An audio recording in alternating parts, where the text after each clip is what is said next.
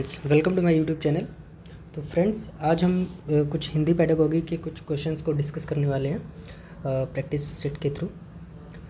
तो जो आपके एग्ज़ाम के बेस पर काफ़ी ज़्यादा इम्पोर्टेंट है। तो चलिए बिना टाइम वेस्ट किए अपने क्वेश्चन सीरीज़ पर चलते हैं, जो कि हिंदी का है। तो सबसे पहला क्वेश्चन है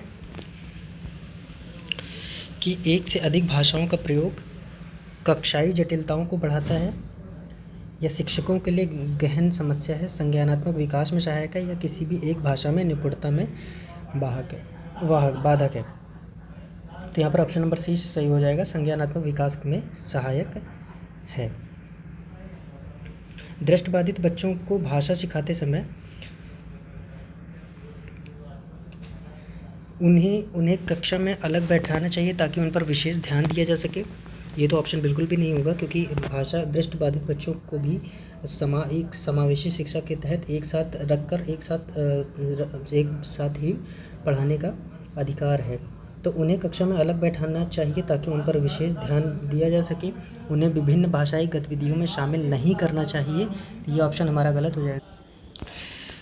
कम पाठों वाली पाठ्यपुस्तक का निर्माण किया जाना चाहिए, या ऑप्शन नंबर डी, अधिक से अधिक मौखिक भाषा का प्रयोग करना चाहिए। तो यहाँ पर डी ऑप्शन हमारा सही हो जाएगा, क्योंकि अधिक से अधिक मौखिक भाषा का प्रयोग करना चाहिए। नेक्स्ट क्वेश्चन पर चलते हैं कि प्राथमिक स्तर पर भाषा की पाठ्यपुस्तक में किस तरह से की रचनाओं का ध्यान दिया जाना चाहिए। तो विदेशी साहित्य की रचनाएं, ऐसी रचनाएं जो बच्चों के परिवेश से जुड़ी हों और जिनमें भाषा की अलग अलग छटाएं हों, जो प्रत्यक्ष रूप में मूल्यों पर आधारित हो, या केवल कहानियाँ अथवा कविताएं। तो ऑप्शन नंबर बी यहाँ पर सही हो जाएगा, ऐसी रचनाएं जो बच्चों के परिवेश से जुड़ी हों और जिनमें भाषा की अलग अलग छटाएं हों। तो नेक्स्ट क्वेश्चन पर चलते हैं। निम्नलिखित में से कौन सा बच्चे को भाषाई क्षमता के आकलन का सबसे उचित तरीका है। तो इसका ऑप्शन बादल, आसमान, चिड़िया, बच्चे आदि संज्ञा शब्दों का प्रयोग करते हुए कहानी लिखिए, संज्ञा की परिभाषा को पूरा कीजिए, संज्ञा को परिभाषित कीजिए, या ऑप्शन नंबर डी, संज्ञा शब्दों के 2 उदाहरण दीजिए। तो ज़्यादातर देखा जाता है कि बच्चों में भाषाई क्षमता, जो छोटे बच्चों में भाषाई क्षमता के लिए उनको जितना ही प्रैक्टिकल ज्ञान जितना आप कराएंगे, जितना चीज़ों को दिखाकर समझाया जा सकता है, उससे बेहतर समझाना छोटे बच्चों के लिए उससे बेहतर तरीका नहीं हो सकता उन्हें समझाने के लिए। तो यहाँ पर बादल, आसमान, चिड़िया, बच्चे आदि संज्ञा शब्दों का प्रयोग करते हुए एक कहानी लिखे, ये हमारा ऑप्शन राइट ऑप्शन हो जाएगा। तो क्वेश्चन नंबर नेक्स्ट है कि बच्चों की मौखिक अभिव्यक्ति का विकास करने के लिए सबसे कम प्रभावी तरीका कौन सा होता है। व्याकरण आधारित, ध्यान रखिए क्वेश्चन यहाँ पे पूछ रहा है सबसे कम प्रभावी, मतलब जो प्रभावी कम है। पहला ऑप्शन है व्याकरण आधारित संरचना अभ्यास, सेकंड है अपने अनुभवों का वर्णन, थर्ड नंबर है बातचीत करना या संवाद, फोर्थ नंबर संवाद अदायगी।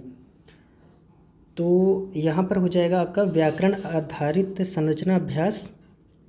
जो बच्चा होता है उसको ज़्यादातर व्याकरण हम क्या करते हैं कि जब कोशिश ज़्यादातर बच्चा ये करता है कि अपनी लोकेलिटी वाली भाषा में, जो अपने लोकल लैंग्वेज उसकी जो मातृभाषा उसी में बात करे, तो ज़्यादा व्याकरण पर ध्यान ना देकर इन सभी बातों पर ध्यान दिया जाता है। तो यहाँ पर ऑप्शन नंबर ए यहाँ पर हमारा क्या हो जाएगा, सबसे कम प्रभावी तरीका हो जाएगा। नेक्स्ट क्वेश्चन पर चलते हैं कि निम्नलिखित में से कौन सा द्वितीय भाषा शिक्षण का उद्देश्य नहीं है। द्वितीय भाषा शिक्षण का कौन सा उद्देश्य नहीं है। विभिन्न क्षेत्र स्थितियों में हिंदी की विभिन्न प्रयुक्तिकों को समझाने की योग्यता का विकास। बी नंबर ऑप्शन है हिंदी के व्याकरणिक नियमों को कंठस्थ करना। सी नंबर दैनिक जीवन में हिंदी में समझने तथा बोलने की क्षमता का विकास करना, या बोलने की क्षमता के रूप में लिखने की क्षमता का विकास करना। तो यहाँ पर ऑप्शन नंबर बी हमारा सही हो जाएगा, हिंदी के व्याकरणिक नियमों को कंठस्थ करना। नेक्स्ट क्वेश्चन हो जाएगा, भाषा के लिए कौन सा कारक सर्वाधिक महत्वपूर्ण है। भाषा के लिए कौन सा ऐसा कारक है जो सर्वाधिक महत्वपूर्ण कारक माना जाता है।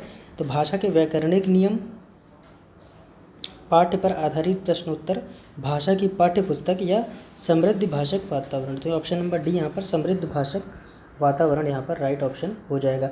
हिंदी भाषा का मूल्यांकन करते समय आप सबसे ज़्यादा किसे महत्व देंगे। मूल्यांकन करते समय किसको महत्व देना उचित रहेगा। सीखने की क्षमता का आकलन करना, काव्य सौंदर्य, निबंध लिखने की योग्यता या व्याकरणिक नियम।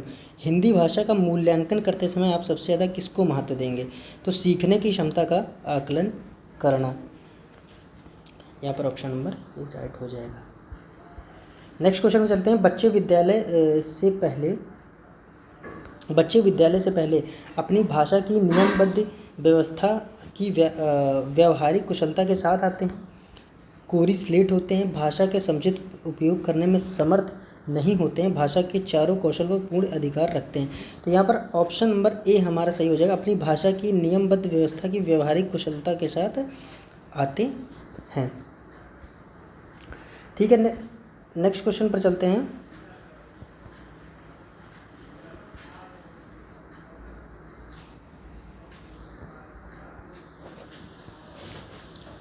कि भाषा विद्यालय में ही सीखी जाती है।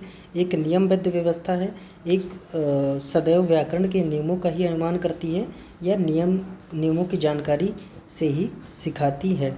तो ऑप्शन नंबर बी यहाँ पर हमारा क्या हो जाएगा? राइट ऑप्शन हो जाएगा। एक नियमबद्ध व्यवस्था है। बहुभाषिता का क्या अर्थ है? बहुभाषिता का अर्थ है भाषा समृद्धि को खतरे में डालती है। बहुभाषिता भाषा सीखने में बाधा तो बिल्कुल भी नहीं उत्पन्न करती। बहुभाषिता खतरे में भी नहीं डालती है। भाषा सीखने भी महत्वपूर्ण संसाधन है। ये राइट ऑप्शन है हमारा। भाषा सीखने में बहुत बड़ी बाधा, बाकी सारे नेगेटिव ऑप्शन है और एक मात्र ये पॉजिटिव ऑप्शन है। भाषा की पाठ्य पुस्तक का निर्माण करते समय सबसे कम महत्वपूर्ण बिंदु क्या है? तो सबसे कम महत्वपूर्ण बिंदु है यहाँ पर पाठों की संख्या, विषय वस्तु में वैधता, अभ्यासों में वैधता, या भाषा की विभिन्न छटाएँ। तो ऑप्शन नंबर बी हमारा पाठों की संख्या है वो सबसे कम महत्वपूर्ण है।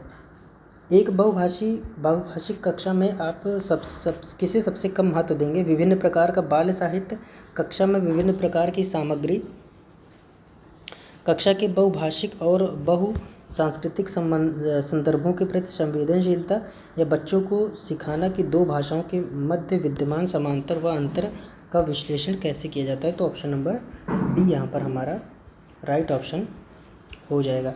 बच्चे विद्यालय में आने से पहले अपनी भाषा की नियमबद्ध व्यवस्था पर व्यवहारिक कुशलता के साथ आते हैं, कोरी स्लेट होते हैं, भाषा के समुचित उपयोग करने में समर्थ नहीं होते हैं। ये ऑप्शन नंबर डी भाषा के चारों कौशल पर पूर्ण अधिकार रखते हैं। तो यहाँ पर ऑप्शन नंबर हमारा डी राइट हो जाएगा। भाषा के चारों कौशल पर पूर्ण अधिकार रखते हैं।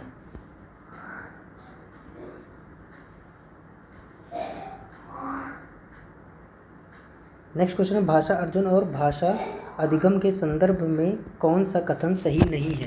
तो भाषा अर्जन में विभिन्न संकल्पनाएं मातृभाषा में बनती हैं, भाषा अधिगम प्रयासपूर्ण होता है, भाषा अर्जन सहज और स्वाभाविक होता है, या जबकि भाषा अधिगम प्रयासपूर्ण होता है, या ऑप्शन नंबर डी सांस्कृतिक विभिन्नता भाषा अर्जन और भाषा अधिगम को प्रभावित करने वाला महत्वपूर्ण कारक है। तो यहाँ पर ऑप्शन बी हमारा राइट ऑप्शन हो जाएगा। भाषा अधिगम प्रयासपूर्ण होता है। नेक्स्ट क्वेश्चन, मंदिरा पहली कक्षा में पढ़ती है और वह मुझे आम बहुत अच्छा लगता है, मैं थक गई आदि वाक्यों का प्रयोग करती है। तो मंदिरा केवल सर्वनाम का ही प्रयोग जानती है, केवल लिंग की दृष्टि सर्वनाम का समुचित प्रयोग करना जानती है, केवल मैं वाले वाक्य ही बोल सकती है, लिंग वचन क्रिया आदि की दृष्टि सर्वनाम का प्रयोग करना जानती है। तो ऑप्शन नंबर डी हमारा सही ऑप्शन हो जाएगा। ठीक है दोस्तों, यही था आज की वीडियो में। उम्मीद है ये वीडियो आपको पसंद आई होगी। हिंदी पेडागॉजी के इतने ही 15 क्वेश्चन हिंदी पेडागॉजी के आते हैं, बाकी के सारे क्वेश्चन जो हमारे होते हैं वो हिंदी लैंग्वेज से रिलेटेड होते हैं। उम्मीद है ये वीडियो आपको पसंद आई हो। अगर पसंद आई हो तो please like share and subscribe. Thank you.